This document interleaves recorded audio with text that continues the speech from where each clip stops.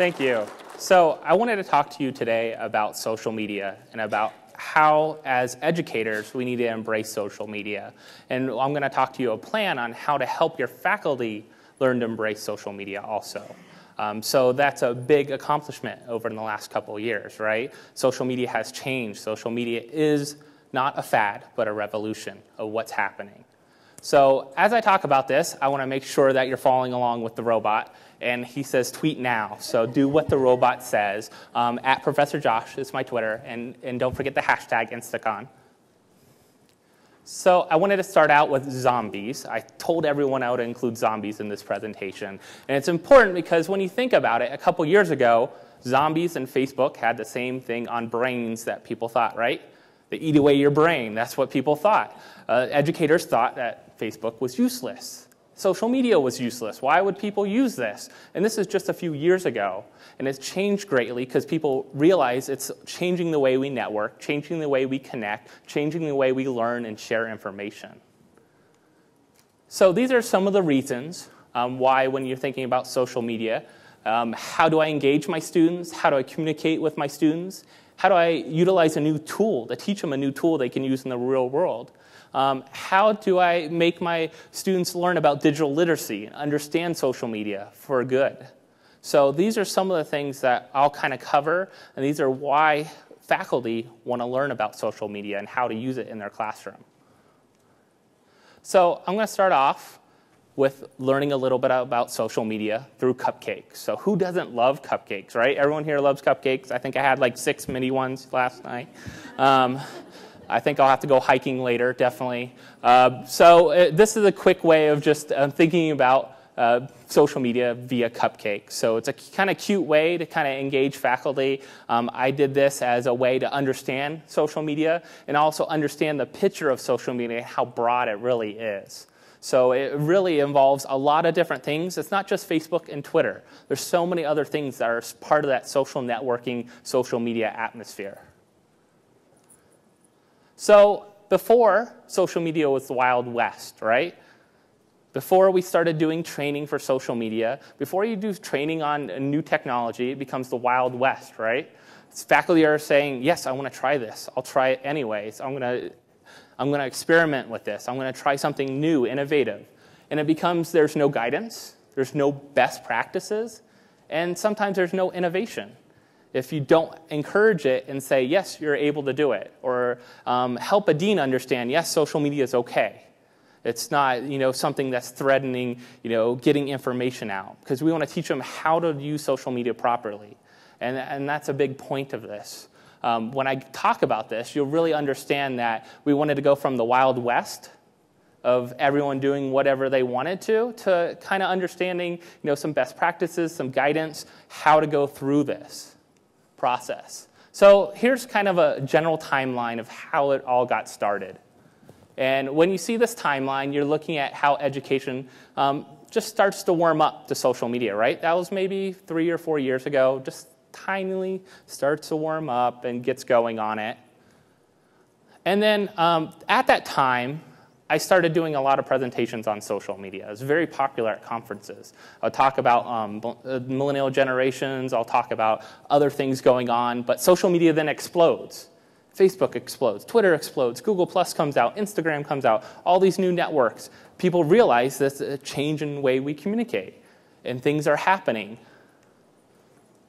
And then what happens after that, we talk about course design, development, and the faculty demand for this. And that's really where this also strived from. People were asking for it. A lot of times at end evaluations for faculty development courses, we ask, what do you want to learn about? What new thing do you want to come in? What do you want us to teach you? What can we put on our schedule for next year? And social media kept coming up as a topic. So it definitely was something they wanted to know about. So it all started with me experimenting. I don't know, that's how most innovation really happens, right? Trying something out, trying something new and different. And it started out with my Technology for Educators course. I teach that, and I was like, well, once they leave me, these people will be future K through 12 teachers. They still need to know about technology because it's always changing. But they leave me, and they don't have access to my course. They don't have access to my information. They would have to contact me or email me. So I decided to start a blog, ProfessorJosh.com. So I started the blog to kind of just share my information with other educators. I'm all about that, right? Getting new information out there, getting different things. And then I decided, well, Facebook would be cool. Let's start a page. Another way, everyone's on Facebook. All my students are on Facebook. They can follow along. They don't have to be my friend. They can like my page and get some information. And then Twitter came. And how many people are on Twitter in here? A good number. That's great. Everyone that started using Twitter, before you started using it, did you think it was the stupidest idea ever? I did. I thought it was stupid. Why do I want 140 characters, broadcast information out? But then you learn by using it. And that's what I teach a lot of them. You don't learn how to use something until you start playing with it and really getting into it, understanding how it works and how it can really help you. And we talk a lot about that in the different classes we go through. So research came about. And really, probably about 2 years ago, you start seeing real research happening. You'll see a lot of different talks in education about people actually doing research on, did using Twitter benefit their students? Did using Facebook benefit their students? Those kind of things. There wasn't that 3 or 4 years ago. There wasn't research. People weren't doing it. People were doing social media, small groups and pockets at different colleges, but there wasn't real research out there. Also, one of our professors, Amanda Kern at Valencia College, decided to do her tenure research actually on social media. And some of the things they're looking at is both faculty, student, and industry. So that's important to think about. It's how important is social media to industry also when your students go out and have to get real jobs.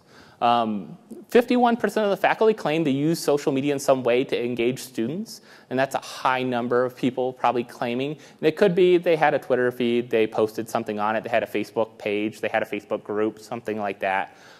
They could have used YouTube too, because YouTube's social media, so they could have been posting things on that. So you think of that percentage. But this is amazing. 87% of the industry people actually admitted to learning more about a candidate online before hiring them. And I teach a course right now, I just taught it last semester, called Social Networking for Job Search. A brand new course we started just this year. And the great thing about it is this is true. This is the first thing I tell them, is people are looking for you online. Now, you could have really great stuff out there, you could have nothing out there, or you could find really bad stuff about yourself out there. I always tell them, how many people have Googled themselves? You have to Google yourself and see what's out there. If you have a really common name, you might not find that much. But if you don't have a common name, you'll be surprised at all the things you find out there. So, like I said, I started doing lots of presentations about social media and talking about it. Millennial generation, how to connect with your millennials, how to communicate and engage students. Talked a lot about this at like NISOD and Sloan C and all these other conferences that talked about online learning and new things happening. And it really started to, I could see it coming. I see we need to develop a course for this. We need to develop something for our faculty, not just do a one-time presentation for people. Somehow they could learn a little more and kind of talk amongst themselves also. So I don't know how this got in here, but you might want to tweet at this time. So if you're not tweeting, make sure you're doing that, or the robots might get mad. So I wanted to really talk about teaching and learning with social media part 1 and 2. We decided to split this up. We started with just developing part 1. And this came as really approval from both faculty development and our learning technologies. We decided to work together to develop a course that would help faculty. So my side, as me, as the local social media expert, I was the person that people knew I was using a lot of social media personally and in class and things like that. I was involved with a lot of people. I talked with a lot of other educators about it through Twitter and other networks. So they were like, well, we need you on there, but we also want a non-expert too. So think about that. It's a great thing to bring those people in because they look at it a different perspective. Because you're so used to knowing so much about it, you bring someone in from the outside that doesn't know very much, or maybe is kind of like, social media, I'm not a big user of it, I don't like it that much. They bring a lot to that course too. Help you develop it, things you forget, or things, oh, you need to be aware of this, or this is why I'm afraid of that. This is what we need to kind of address in the course. So another part of this and I'll talk about it later, it's also bringing your legal counsel into it. Get them excited about this because depending on what you talk about. And really, we needed to develop a timeline for this as a part of our course review process. So that's something to think about. Make that timeline, work with the different people that you need to bring together, and develop this course as a partnership with other people. So we got it approved. We got that stamp for approval. And we decided that it would be about 6 hours, PD hours. We would make it totally online. And this is very accessible because we have a lot of adjuncts. We have about 65,000 students. So you can just imagine how many instructors we have and how many of those are adjuncts that might just teach a night class, that might teach a day class, that might teach different times, or faculty. It's really hard to get a lot of people in, like, let's go to this one campus at this one time type of thing. You will get a lot of better response rate doing this online. So we developed about a 2-week course, extended a little bit longer than 2 weeks. It was, based on 2-week modules. But we extended a little more at the beginning and a little more at the end because we learned that people had a time rushing through certain parts. So we wanted to kind of extend it a little bit and give them a little more time to think about things. We developed these 4 modules, and I developed them all in SoftChalk. And the reason why I developed them in SoftChalk, the great thing is I could export it to any kind of learning management system. It could have it on its own. But also, it was really easy to build and build in actually questions along the way. I could kind of build in like self-check kind of things along the way as you're reading through, going through the modules, watching videos, learning about the different things. It was really easy for me to do that, and it was really easy to update, and I'll talk a lot about that. So I built these 3 sections. We'll go through each of these 4 different modules. We'll talk about what social media is all about, social media tools, and legal and ethical best practices, and integration of social media.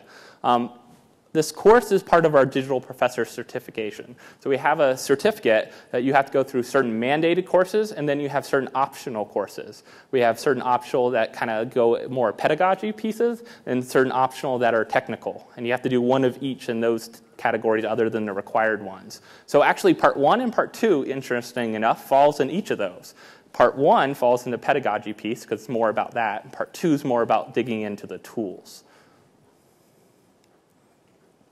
So the first section, we talked about why social media isn't a fad. We really go through like social media revolution, show them videos, talk about the millennial generation, talk about the change in way people communicate, things that are done online, way people are networking, communicating together. We also are look at who the millennial generation is. How do we engage them? A lot of our students are the millennial generation at Valencia. So how do we engage those students on their turf?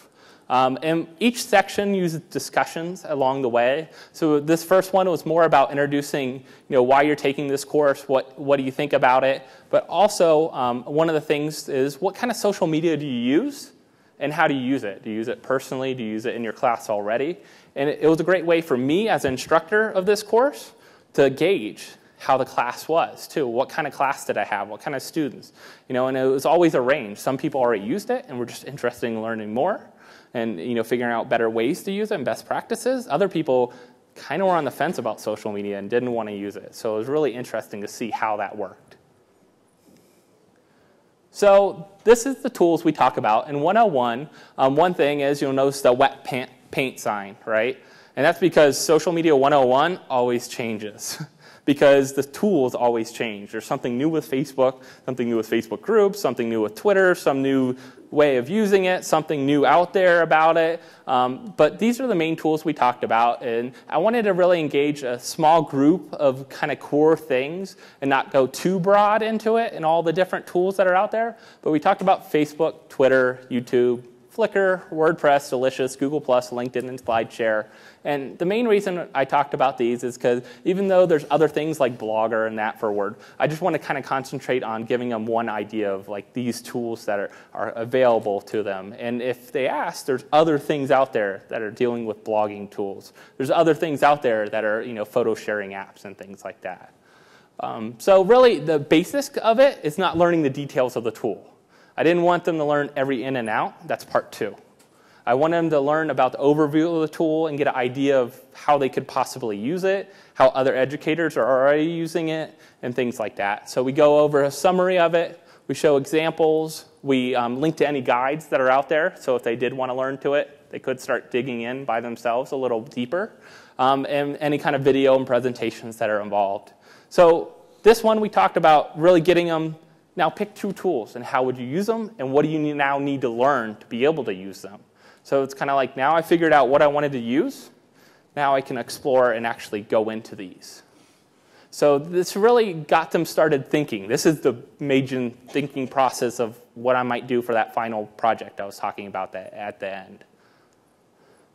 So the next part is probably the most critical part, and this is your legal and ethical issues. And this is, I definitely would say, get your legal counsel involved. First off, they probably like to get involved because a lot of people don't have policies on social media out there. We don't really have one, and that's just the choice. They say a lot of the student code of conduct, a lot of policies we already have at the college cover these type of things. So we talked with our legal counsel. He came in and actually reviewed this section with us and gave some ideas of other things we need to cover or make sure we emphasize and things like that. So we talk about pedagogy, talk about digital peril, we talk about FERPA, privacy, ethical issues, and then also like policies. What do you need to put in your syllabus? What kind of information do you need to include? Can you mandate this versus non-mandate this? And the big thing is it part of the curriculum? So a journalism class, you probably could mandate Twitter, right? You could say you have to use Twitter because that's really a tool that journalists need to know. But when you start looking at other tools like a biology class, do they really need to use Twitter? So you could have that as an option and always kind of have an option out. And that's what we talk about and encourage them to think about. So we talk about 2 different actually discussions in this one. We talk about best practices. So we talk about, what do you think are the most important things to also cover in your syllabus? Like, what would you cover in your syllabus? What would you put in there? What kind of statement would you put in there? What kind of information would you make sure your students know up front? So the last section is actually developing a plan, and this really showcases examples. So I put a link in here. My presentation should actually post on Twitter probably about towards the end of this presentation. So you'll see it there, but you can go on to the slide share I have here and click on the planning map. And this was just showcase examples. And we didn't say you have to use this as an assignment. We said, tell us how you do social media. We use it as a communication tool. We use it as an actual assignment. What kind of things you need to think about before using it? What kind of things do you need to think about teaching your students before they use it? What things do you need to think about as alternative assignments if you need to put one in there? Those type of things. And the great thing about these is they got feedback from their colleagues. So they got to share them, and then they had to get feedback from their colleagues about them. So it was a great thing. A lot of conversation happened in these. This class is always full. I think last time we offered this, we had 20 seats, and then I said, okay, I'll give 5 more seats. And I said, that's it. That's all I can handle in this short time of conversation and keeping up with it and keeping, what's going on. So, that's an important thing to think about is, how you're going to handle kind of the conversation and what's happening and how you're going to give them feedback too. And how their colleagues are going to give them feedback and ideas, and they were going to feed off each other. It's amazing to see what happens throughout this course. So just to look at post-surveys, 94% rated the course at 8 and plus, so the high scale being 10 the best. I say that's pretty good for 94%. You're always going to have those 1 or 2 people that hate the course or didn't really want to take it. Lots of positive comments on a variety of examples. So you think of navigating course links, communication with colleagues, examples. That's what people want to see is examples. So that was one thing in that last section, but lots of examples that I found. And then all the outcomes had positive feedback on reaching them. But the best part is the real quotes from the people once they took it. Ideas from other instructors exceeded my expectations. I have learned so much. I didn't realize how much I didn't know about social media. It also gave me concrete examples for really implementing into my class. They're great quotes to hear from people. That means you impacted those instructors, impacted that faculty that went through this. It did exactly what it promised. It taught me how to use social media in the classroom. That's what I wanted to do, right? Give it to them. This course also enlightened my narrow mind in learning more about the potential including social media in classroom. So this is someone that came in as a skeptic that said, should I actually do this? Do I want to use social media? So that's great to hear that someone changed their mind. These are various examples. I'll just kind of talk real quick about these. Joel uses it in his math class. He uses it actually that students will ask questions, and he'll post video links to the questions they asked about, the top kind of questions that come out. Colin up there, Colin uses it in his computer programming classes. He does Google Hangouts, and that's how they work on their group projects, and he can come in there and help them out if they need help on their group projects and meet with their teams. And they'll get programming away, and they might not talk for a little bit, and all of a sudden someone has a question, needs to talk or share a screen, they can do that with Google+. So Amanda is a graphics professor. She's the one that did a lot of the research, uses it a lot with her students to go through and really encourage them to blog, post their products, post what they're designing, website designs, things like that, and share examples. So part 2, this one came about a year after part 1, said they want the next step. And that's what we knew they wanted, but we had to prove it. And they mentioned, we want more. We want to now learn the tools in detail. So this one I did as a hybrid. I've done face-to-face and I've done webinar, just to see how attendance is a little different and things like that and how it works out. It's a 4-hour coursework online and 2 1-hour face-to-face meetings, webinars. Probably could be a 1.5-hour kind of face-to-face meeting, 2 of those. And we talk about 4 tools. And I decided to talk about 4 specific tools: Twitter, Facebook, Google+, and Pinterest. So 4 kind of tools that a lot of people use and work on and wanted to dig into deeper. So actually all those presentations I actually uploaded in my SlideShare too. So if you follow the link to that, you'll see a lot of those on there too. And some have recordings with them talking about them. So this is my contact information. If you need to get a hold of me, at Professor Josh is the easy way to tweet me. jmurdock3, don't forget the 3, at valenciacollege.edu is my email. My SlideShare is the same with jmurdock3. I have a Facebook page and my website, Professor Josh. So what kind of questions do you guys have? What kind of questions are out there? About Twitter, it seems like in the past most Twitter users were older and our students weren't using it. Do you see, what trends do you see? Do you see more students using it now? So the trends in Twitter and how it's changed on the people using it. It still has a lot of people using Twitter. I would say age group has changed a lot, and I think a lot of people are realizing the benefit of it in the communities. You'd see that kind of the middle ground actually with Twitter, a lot of middle from the probably 30s on. 30s to 45 or so were the high users of Twitter. You're seeing more younger people actually use it too. Google Plus seems to be slow in taking off, and people who are on Facebook say I'll never use it. So what is your prediction on how will it build? Will it tank? Do you like it? So the question was about Google Plus and how it's changing and what's going on with it. I like it. I like the tools of it. And I like some of the privacy features. Some of the options with it has a lot of different options you can set with privacies and different groups and setting up your different circles. But now they have communities too, which are awesome. And the Hangouts is the best feature of all. I think that's something that like any educator could use, and it's free and it's there. So those are definitely things taking off, but it is a slow network.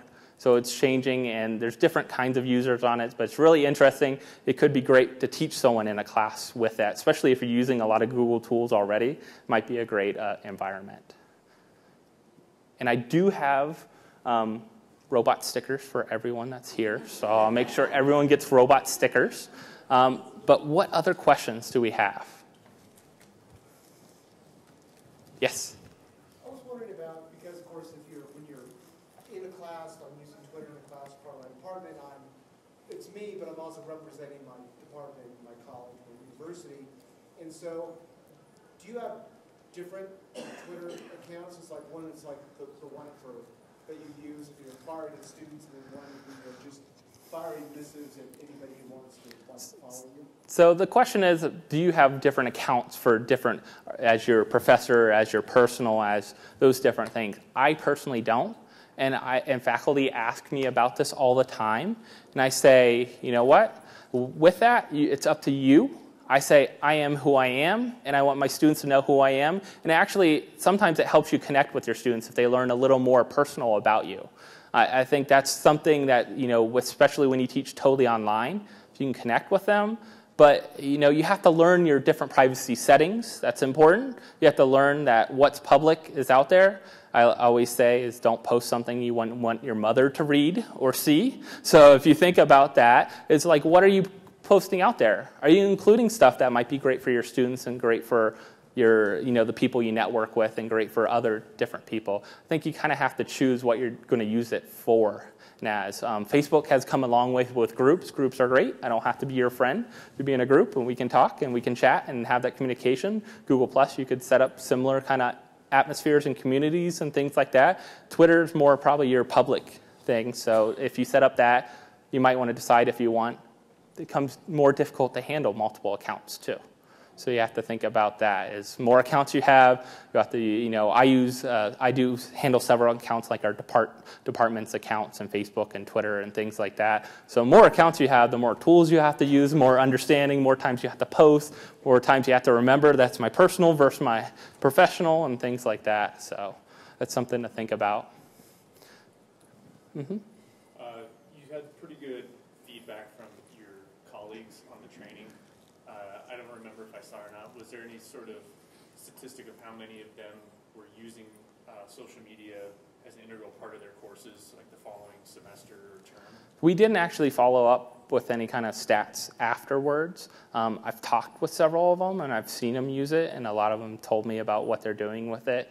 And it's really cool to see how they're using it or deciding to use it. Some people might just simply decide to use Delicious as a social bookmarking site, or say, I'm going to use YouTube.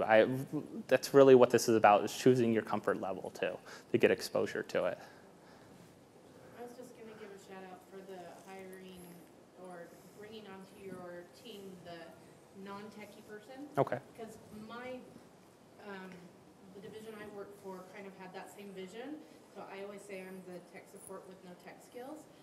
But I did bring a very unique look to their program and what they were doing that was too high for some students and too low, and I represent a whole slew of people out there who don't know very much or are terrified of it, and I can see a different aspect of it. So it was really about bringing on that extra person and bringing on that person that might know nothing about social media or very little or be skeptical of it as part of your team when building a course like this. Because you want to get those faculty that are on that fence too involved. And we had several of them that said, social media, I'm not sure about that. I don't know, but I want to learn because I know my students need it. And that's when you find it really interesting, when your students start needing that and understanding that. So those are something you can think about, is bringing on that. Do we have in the back? Could you repeat the 4 tools that you used that you decided to concentrate on in the hybrid class? So the question was about the 4 tools I decided to use. And I decided to use kind of the more popular ones or ones that people are asking about or trying to use. I did Facebook, of course, Twitter, and then I actually did Google Plus because of the features with Hangouts and privacy and communities and great things like that. And then Pinterest. A lot of educators are looking at Pinterest and how, instead of social bookmarking, people are using Pinterest instead of social bookmarking. So it's kind of changed. And also, I've talked with graphic professors and different people that they use it actually to share the information out, to share inspiration. Here's a great, these great websites I found, or great, graphics that someone developed. And let's inspire. Let's share this, and this is the way they use it. So we kind of figured those different ways. In the back. Can you say more about the Google tools, what they do? So more about the Google tools. Google Plus, it has some great community features. Better than Facebook, I would think. It has some good options with those. Hangouts, great. You can use Hangouts up to, I think, 9 people now. 9 people that you can hang out with, share screens. They actually have it so now you can actually take over someone's desktop. And they have a lot of different cool things. You can share Google Drive and share the tools they're using in that. So you can actually work on a project together right there. All simultaneously, you see the video stream pop up. I use it for interviews with people. I used it in my class to conduct interviews, live kind of interviews, and then recorded them and then posted those too. So that's a cool idea, is like have that guest speaker that could be somewhere else, and you don't have to worry about, it's a live streaming through Google Plus. You don't have to worry about buying a new tool or something like that. Well, thank you, and I know everyone wants to get out and have fun now, so enjoy the rest of the day.